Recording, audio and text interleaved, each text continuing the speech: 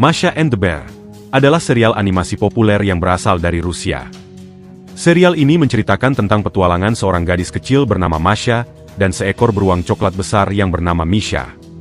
Keduanya hidup di sebuah hutan dan seringkali terlibat dalam berbagai macam petualangan yang lucu dan menggemaskan. Masha digambarkan sebagai anak perempuan yang aktif, ceria dan penuh rasa ingin tahu. Ia seringkali membuat kekacauan dan menarik Misha ke dalam berbagai situasi yang tak terduga. Sementara Misha adalah beruang yang tenang, bijaksana, dan sabar. Ia selalu berusaha menjaga Masha agar tetap aman dan bahagia.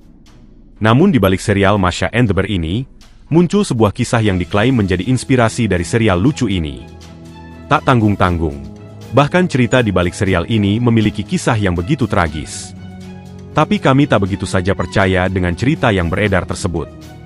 Setelah mencari dari berbagai sumber, ternyata tak cuma satu yang mengklaim sebagai inspirasi terciptanya serial Masha and the Bear ini. Nah, berikut ini ruang tengah sajikan kisah inspirasi di balik serial Masha and the Bear.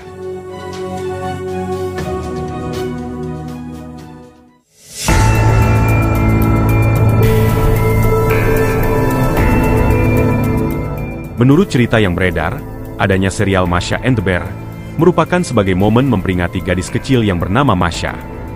Masha diceritakan pernah hidup di dunia nyata dan meninggal secara tragis. Masha adalah seorang anak perempuan biasa yang meminta orang tuanya untuk datang ke sebuah pertunjukan sirkus. Sayangnya Masha justru terlepas dari pengawasan ayah ibunya dan justru masuk ke kandang beruang. Naasnya Masha justru meninggal dunia lantaran dimangsa oleh beruang tersebut. Tak berhenti di sana, kisah tragis Masha ini juga berlanjut pada kedua orang tuanya. Usai kepergian Masha yang tak wajar, ayah dan ibunya justru mengalami depresi, hingga akhirnya mereka mengakhiri hidupnya dengan cara bunuh diri. Hal ini menjadi klaim mengapa orang tua Masha tak pernah ditampilkan dalam serial Masha and the Bear, berbeda dengan si beruang yang justru muncul dalam serial tersebut. Diceritakan, Masha memang sangat menyukai beruang sejak dirinya kecil, meski dalam cerita tersebut Masha harus meregang nyawa akibat hewan yang disukainya. Selain itu, ada pula karakter panda yang kerap bertengkar dengan Masha. Dalam cerita tersebut, sosok panda ini diklaim sebagai sepupu Masha dari Tiongkok, yang juga dalam kehidupan nyata kerap bertengkar dengan dirinya. Adapun karakter kelinci yang kerap mencuri wortel, merupakan gambaran dari teman Masha yang nakal. Ada pula sosok penguin yang muncul dalam serial Masha and the Bear, dan si penguin inilah sosok penulis cerita Masha and the Bear, yang diklaim sebagai saudara Masha yang masih hidup dan benar-benar ada.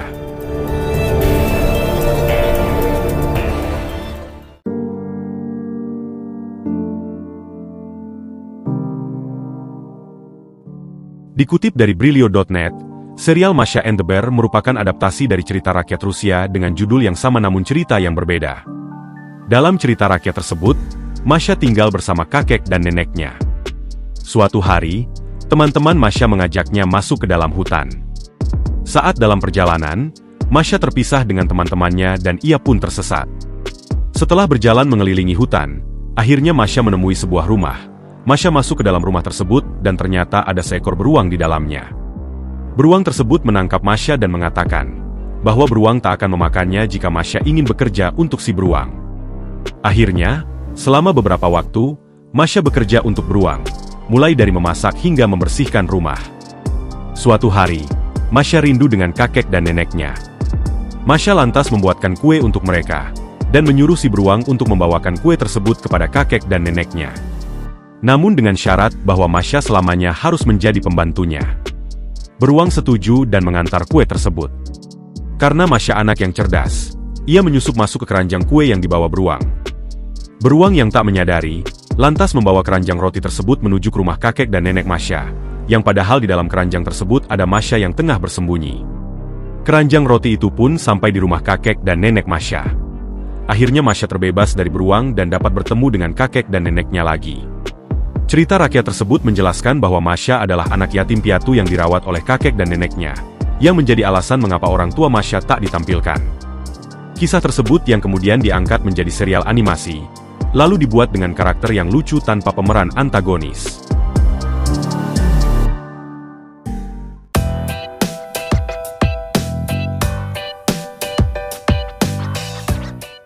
Masha and the Bear tak benar-benar berasal dari kisah nyata.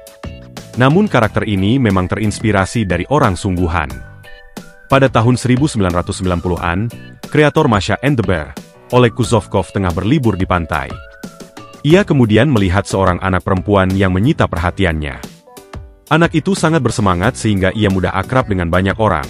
Ia bahkan tak segan mendatangi pelancong lain untuk ikut kegiatan mereka seperti bermain catur hingga berenang. Namun setelah beberapa hari, para wisatawan justru berubah menjadi mulai bersembunyi dari anak kecil ini. Mereka menghindar karena anak kecil tersebut terlalu aktif dan mengganggu. Kejadian ini menjadi awal Kuzovkov menggarap Masha and the Bear. Ia bahkan menulis premis yang mirip ketika mengerjakan episode pertama. Dalam episode pertama, Masha dikisahkan tinggal di hutan bersama babi, domba, dan anjing. Meski begitu, semua hewan di hutan takut dengannya, karena Masha terus-menerus mengajak mereka bermain bersama. Masha kemudian melihat kupu-kupu dan mulai mengikuti hewan itu sampai ke rumah beruang. Sang beruang yang baru tiba dari memancing kemudian kaget melihat rumahnya berantakan, karena Masha mencoba menangkap kupu-kupu. Ia pun mencoba mengusir Masha dari rumahnya. Namun setelah berkali-kali gagal, mereka justru berubah menjadi sahabat yang selalu bersama. Kuzovkov kemudian mengembangkan plot Masha and the Bear berdasarkan kehidupan pribadi dan orang-orang di sekitarnya, karena sebagian besar animator dan kru mempunyai anak. Nah, itulah tadi adalah inspirasi awal mula terciptanya serial animasi Masha and the Bear. Kira-kira kalian lebih percaya yang mana nih? Jangan lupa tulis pendapat kalian di kolom komentar.